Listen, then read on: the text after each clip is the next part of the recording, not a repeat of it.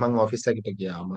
හරි. එතකොට ඔයා බලන්න නැත්නම් ඔයාට සිලෙක්ට් කරන්න පුළුවන් කොයි විදියට අපි මේ ප්‍රොජෙක්ට් එක ඊළඟ ස්ටෙප් එකට අරන් යමු කියලා. ඔව්. මම එතකොට ඔයාට මට වොයිස් ක්ලිප්ස් එකක් දාන්න.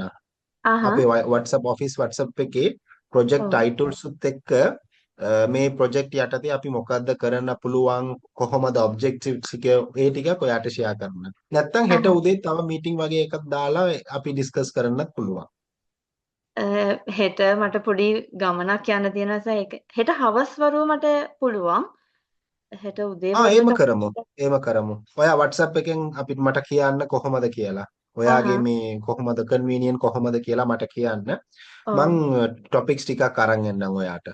ඔව් හෙට උදේ වෙද්දි මට ටොපික්ස් ටික දාලා තිබ්බොත් මට චුට්ටක් බලලා තියන්න පුළුවන්. ඒතර හවස මට ඔයාට කියන්න හිතන්න පුළුවන්. පුළුවන් ටොපික් සම්බන්ධයෙන්. හරි හරි. මං ඔව්. දාන්නම්. හොඳේ. ආහා. එතකොට මේ ඕකේ නෙත් මේ මට ආ